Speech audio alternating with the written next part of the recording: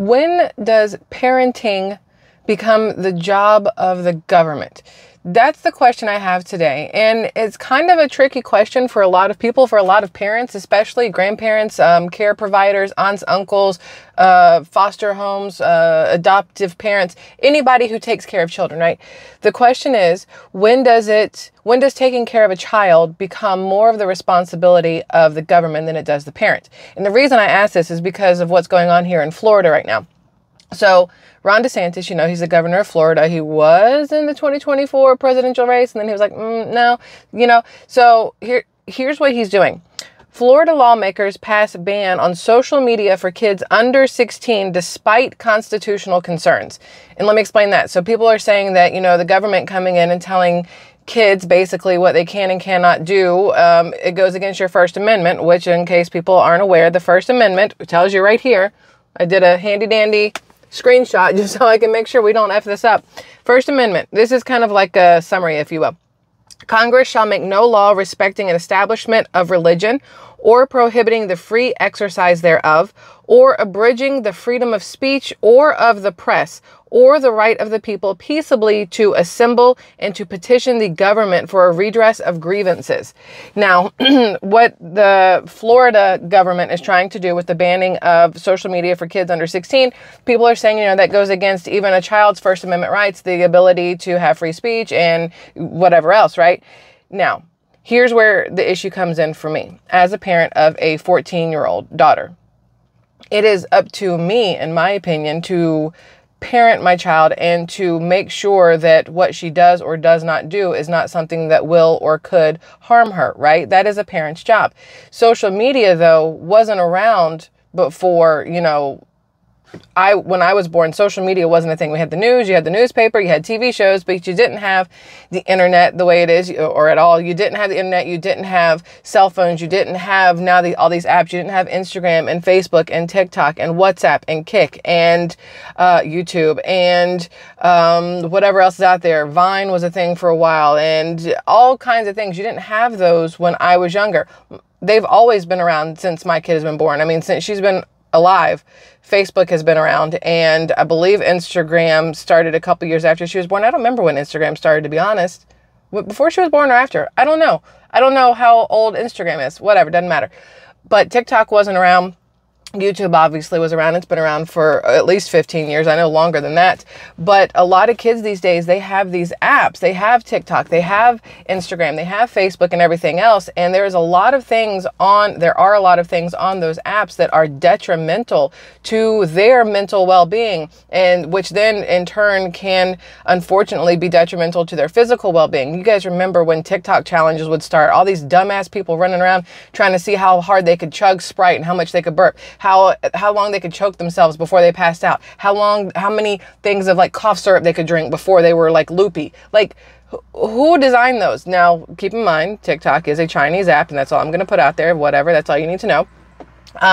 But all these things that were going around that kids were falling prey to, is it because, of the kids? Is it because of the kids themselves? Is it because of the app? Without the app, the kids wouldn't be able to fall into this, right? Or is it because of the parent? Because if the parents were paying attention, the kids would not have the app, or the parents would know what was going on with the app, and therefore the kids would be safe. Or is it up to the government for allowing these apps to be even here in the US, for allowing TikTok to still be a thing, for allowing Instagram, for allowing Facebook and all these other things? But then that's where the big question comes in. How much power should the government have over basically your First Amendment? These apps, in theory, are part of your First Amendment. If they were to ban them, they are in essence telling you that you can't create on these apps, you can't have conversations on these apps, you can't be any part of these apps, which, again, it's one of those slippery slopes, and everybody, I think, is going to feel differently about it. And some days you may feel this way, and some days you may feel this way, depending on what is going on with your child, depending on what's going on with the apps, depending on what's going on with our government, depending on what's going on with the world in general. My daughter at 14 has a couple of apps, but I have the logins to absolutely everything. I can see everything she looks at. I can see everything she comments on. I can see anybody that comments on anything to her. I can see absolutely everything. And if at any point in time it looks like my child is doing something she should not be doing, or somebody's doing something towards her they should not be doing, it goes away. 100%, 100,000% completely gone. I think for me and my child, that is good parenting. Other people are not going to agree. Other people are going to say, I can't believe you let your 14-year-old have these apps or whatever else. What kind of shitty parent are you? And that's fine. You do you, boo. You raise your children how you want to. I'll raise my child how I want to. But I also trust my child. And I also know that because of what my husband, Kevin 247, and I do, she knows a lot more than other kids her age. We have conversations with her that most parents probably don't have with their kids. And there's still conversations we need to have that haven't occurred to me to have that other parents may be having with their children, right? But this whole thing with Florida, let me explain to you exactly what they're doing. So according to this, a bill to create one of the nation's most restrictive bans on minors' use of social media is heading to Republican Florida Governor Ron DeSantis, who has expressed concerns about the legislation. Hold on, I gotta like start the car or something because it got hot in here. It's like 70 degrees out. I don't know if y'all can see, I'm starting to get a little sweat lip here. That's not attractive or cute whatsoever, but I do have on deodorant, and that's the plus. So where was I? I'm sorry. He's expressed concerns about the legislation to keep children under the age of 16 off popular platforms, regardless of parent approval. So that's where the issue comes in for a lot of people, is that regardless of parent approval, he wants to be able to say that governmentally, they have the final say in what your child under 16 does or does not do when it comes to social media. Is that okay? Like, as a parent, as a caregiver, as a provider, do you feel that it's up to the governor to decide what your child can or cannot do up until the age of 16? And then why 16? Because that's when they can drive and would have a phone and whatever else in theory. Why not 18, which is technically the adult age, you know, when you can vote and stuff? Why not 21, which is the age where you can drink? The problem for me here is that if this is something that goes into effect and it's like a huge ban and kids can't have these things, one, how do they fully, truly implement it, right? Number one. Number two, what do they say? Is that a stepping stone for what they take away next? Oh, well, when we got through with this, what can we take next from, you know, children? And then what can we take next from adults? And then what can we take next from, you know, the entire society? So for me, things like this aren't really about, kids and social media and whatnot. It's about the government overreach and their stepping stones to overreach even more. We've seen a lot of things happen in just my lifetime that you never would have thought happened. And I'm sure that there's kids out there who are like, how is this even possible? Whatever, with things that the government has done and not done. So it's just, to me, it's more of a stepping stone. It says here that the House passed the bill on a 108-7 vote on Thursday, just hours after the Senate approved it 23-14. The Senate made changes to the original House bill, which Republican Speaker Paul Renner said he hopes will address DeSantis's questions about privacy. The bill targets, get this, the bill targets any social media site that tracks user activity, allows children to upload material and interact with others, and uses addictive features designed to cause excessive or compulsive use. I mean, literally, that's anything. That's your TV, though. That can cause excessive or compulsive use. That's your computer with video games. That's with, you know, even reading the news, checking your emails, checking your text messages on your cell phone, checking all kinds of things. Like, I think it's a big deal, right? Supporters point to rising suicide rates among children, cyberbullying, and predators using social media to prey on kids, which is why I have the passwords to everything of my child's, and I have her phone on complete control. I can see everything she does. I can see as she's typing if I want to. Like, there are things out there that parents can do to keep control, if you will, of their kids, or to keep a safety net for their kids, if you will. And I don't call that like helicopter parenting. I call that good parenting, when you're aware of what your children are doing, who their friends are, what they're talking about, the things they're looking at. That is good parenting, not helicopter parenting, in case anybody was curious how I felt about that. He says here, we're talking about businesses that are using addictive features to engage in mass manipulation of our children to cause them harm, said the bill's Senate sponsor, Republican Aaron Grahl. Other states have considered similar legislation, but most have not proposed a total ban. In Arkansas, though, a federal judge blocked enforcement of a law in August that required parental consent for minors to create a new social media account. So minors can create it without their parents' consent because it was blocked by the judge. Other places, I'm sure you have to have parent consent. There's things that you get online and they're like, are you over 18 or under 18? Do you have parental consent? Anybody can say yes. Anybody can say no. Kids aren't stupid. They can make up a date so that they're over the age it needs to say. Especially, like, let's say you go look at something where you have to be 21 and over, like liquor stores online. You have to be 21 and over. I was looking for a birthday gift for my husband, a certain Blanton's that he wanted to find.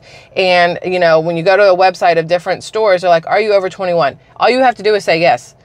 That's it. Literally anybody can say yes. There is no, they're going on the trust factor and the you having integrity and not lying, right? But a lot of people out there are going to be like, well, technically I'm 20, but I'm on the verge of 21, so yeah, I'm totally 21. Anything's possible. So according to this, supporters in Florida hope that if the bill becomes law, it would withstand legal challenges because it would ban social media formats based on addictive features such as notification alerts and autoplay videos rather than the content on their sites. Which to me, it's like, if you're going to ban something, isn't the content on the site what we're more worried about? It's not them getting notifications and, you know, checking their phone or them having something on autoplay. It's the content on the sites. It's the things that children should not see. Hell, there's a lot of stuff on social media that adults don't need to see that is disturbing beyond all get out, yet it's still on social media. There's stuff here on YouTube that it's like, are you kidding me? And yet it's monetized, it's pushed by the algorithm, it's whatever else. There are a lot of things I don't think children should see, but that's not what the bill's about. The bill's about the notifications they get and if videos autoplay and whatever else, not even the content itself, which to me says that they could go after any app, any social media, anything if it's all about notifications and whatever and not about the actual content. So I love this one. This is a quote. This isn't 1850. While parents show up at school board meetings to ban books, their kids are on iPads looking at really bad stuff. This is according, and y'all are gonna bite me for this one, Democratic State Senator Jason Pizzo. But I agree with that. You have people showing up at the school board meetings and whatever else, and then not paying attention at all to what their kids are doing at home on their iPads, on their phones, on the computer, on what they're watching on TV, Netflix, Hulu, all these things. Hell, even Disney Plus now has Deadpool on there, and Deadpool is definitely rated R. So you have all these issues, and I feel like, unfortunately, there are a lot of parents who pick and choose what they're going to get irate about and pick and choose what they're going to stand up for and pick and choose what's easiest for them. So there's another one here. I like this one. Let's have a bill that encourages engaging with your children, cooking dinner, sitting at a table together, making eye contact, calling grandma to see if she's okay once in a while. So you have Republicans and Democrats who are both for the bill, and you have those that are against it, right? Republican and Democrats, both sides of the coin, doesn't matter. But what this person said, what the Democratic State Senator Jason Pizzo said, makes sense to me.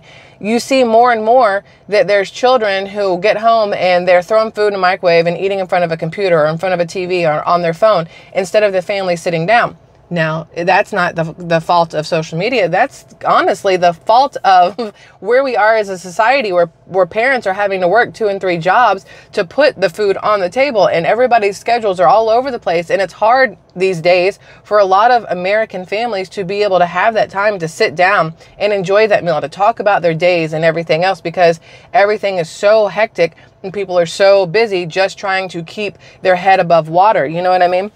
This says, the legislation had a mix of Republicans and Democrats on both sides of the issue, like I said. DeSantis said he understood that the platforms could be harmful to teenagers, but stressed that parents need to play a role in monitoring use, which is what I say. We can't say that 100% of the users are bad, because they're not. This is according to DeSantis at an Orlando area news conference before the bill passed.